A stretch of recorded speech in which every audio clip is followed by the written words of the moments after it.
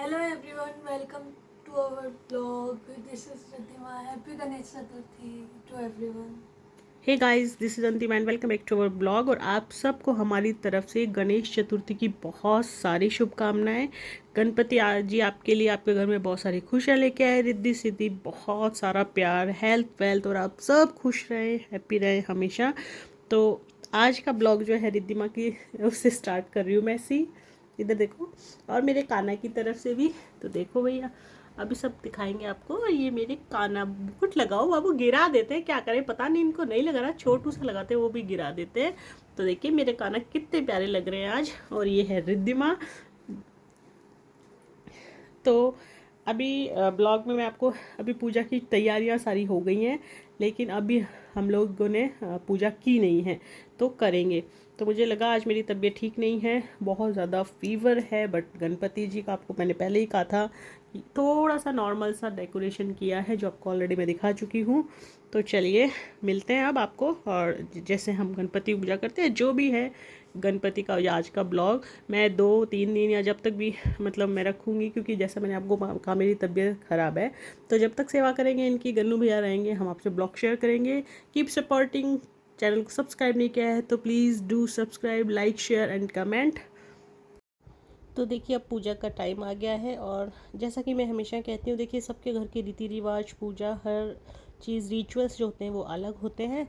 तो प्लीज़ आपके घर पे जैसा हो वैसा ही कीजिए, बस आपका ना मन सेटिस्फाई होना चाहिए। तो सबसे पहले मेरे हस्बैंड ने तिलक किया है रोली मोली का, उसके बाद हल्दी का तिलक करते हैं, और उसके बाद सिंदूर का घी के साथ करते हैं। लेकिन जैसा मैं आपको फिर बोल रही हूँ कि आपके घर पे अलग रिवाज है और मेरे घर पे अलग रिवाज है, क्योंकि कमेंट बहुत से आते हैं फिर ऐसा नहीं होता ऐसा होता है। सो सबके घर का अलग रिवाज होता है। उसके बाद उनको पुष्प अर्पित किया है, माला चढ़ाइए कह लीजिए, माला पहनाइए। और वो लड्डू था वो गिर गया था, मैंने स्पेशली उनके लिए दिया था। मैंने मेरे हस्बैंड को कहा नहीं भैया लड्डू पहले रखो उसके बाद। अब ये होता है जनेऊ, अगर आपको पता होगा तो ये पहनाया जाता है गणपति जी को। तो मैंने मेरे हस्बैंड को कहा उसे खोल लीजिए।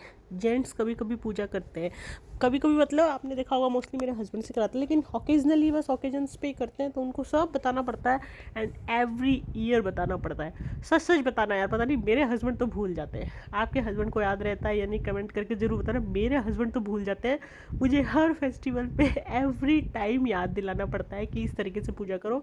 इवन वो फेस्टिवल भी उनको याद नहीं होता कौन सा फेस्टिवल है, हमको बताना पड़ता है कि कल ये फेस्टिवल है और आप आके पूजा करनी है, तो कल आप प्लीज़ टाइम निकालना।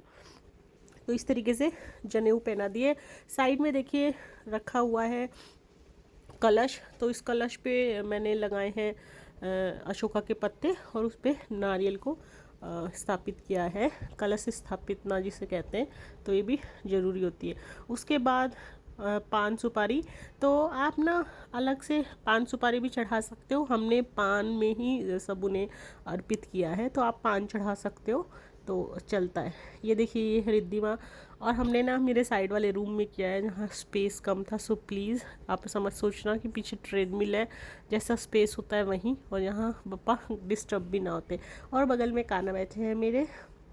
तो सबसे पहले ना ये सब करते हैं, उसके बाद हम लोग दीपक जलाते हैं। तो अब मेरे हस्बैंड ने दीपक जलाए, आंकड़ा भी अर्पित करते हैं वो भी किया है, और बेलपत्र भी अर्पित करते हैं, ये सब।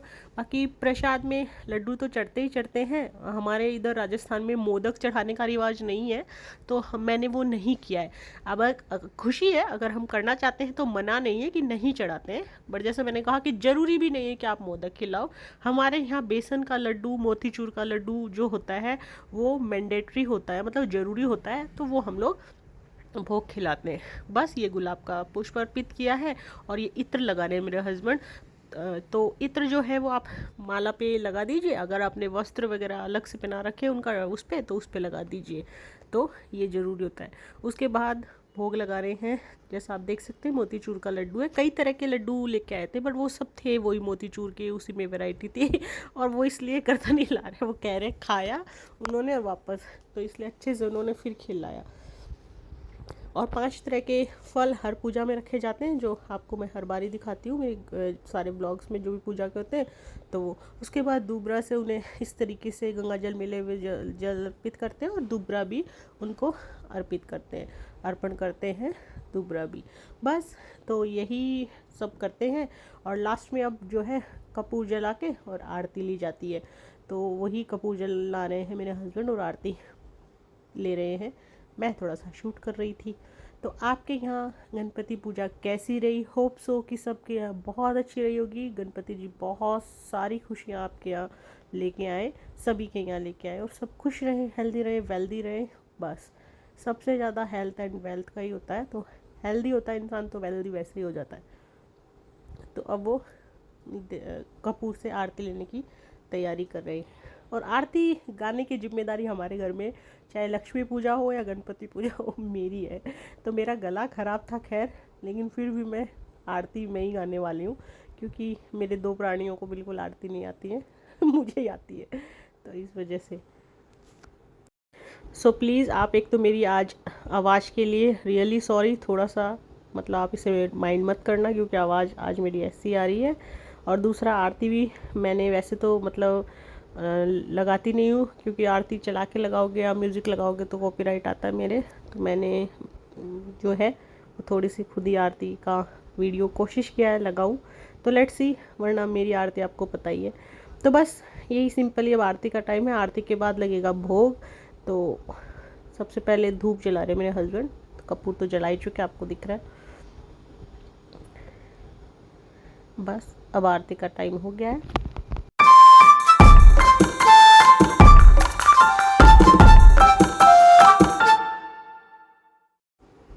तो बस इसी तरीके से सबसे पहले मतलब मेरे हस्बैंड ने, मतलब बाप बेटी ने पूजा की, फिर मैंने मेरे हस्बैंड के साथ ली, और फिर आरती, फिर पूरे घर में मतलब जो होता है इसको हम कपूर की और ये जो आरती का होता है वो पूरे घर में घुमाते हैं। और बस इसी तरीके से आज की पूजा अच्छे से खुशी खुशी संपन्न हुई। बस और उसके बाद जो है भोग की तैयारी, तो जैसा आपको पता ही है भोग ऑलरेडी हम लड्डू वगैरह का एक बार तो लगा चुके हैं, लेकिन प्रॉपर जो खाने का भोग की थाली है वो मैं भी थोड़ी देर में बना के और फिर बाद में भोग लगाते हैं। कुछ लोग सब साथ ही करते होंगे, बट मेरे यहाँ ऐसा भी चलता है। जैसा मैंने कहा ना, मैं मन में भ्रम नहीं लाती हूँ, मुझे लगता है कि भगवान भक्ति के भूखे होते हैं, बस जैसे करो अच्छे दिल से खुश हो जाते हैं। और ये सब आरती मेरे हस्बैंड आप लोग के लिए दे रहे हैं, वर्चुअल आरती है ये सब आपके लिए, ब्लेसिंग्स हैं। तो बस आप सब खुश रहें हमेशा, यही दुआ है। तो बस थोड़ा सा मैंने पिक्चर क्लिक करी तो उसका है। और आप स्वेटिंग देखो बहुत ज़्यादा आ रही है मेरे हस्बैंड को, इवन वो कुर्ता पहनने में भी उनको इतना ज़्यादा लगता है, वो कहते हैं यार पहनना पड़ेगा, ऐसा पूछते हैं पहले मुझे, क्योंकि उनको सच में स्वेटिंग बहुत ज़्यादा होती है इस वजह से। तो चलिए जी, अब आरती ख़त्म हुई और अब भोग लगाने की तैयारी करते हैं। तो गाइज़ मैंने ये भोग बनाया है, रायता है, आलू की सब्जी है, पूरियाँ हैं, साबूदाना पापड़ हैं और 2 तरह के लड्डू हैं। जैसा आप सबको पता है आज थोड़ी तबीयत ठीक नहीं थी, लेकिन कल मैं और जब तक मतलब मैंने प्लान किया है, एक दिन Punjabi theme, Rajasthani, south Indian, पापा को खिलाऊंगी ज़रूर भोग लगा के। आज के लिए इतना ही, क्योंकि आज मेरी तबीयत ठीक नहीं थी। तो चलिए अब भोग लगाते हैं। तो अभी रिद्धिमा लगा रही है भोग।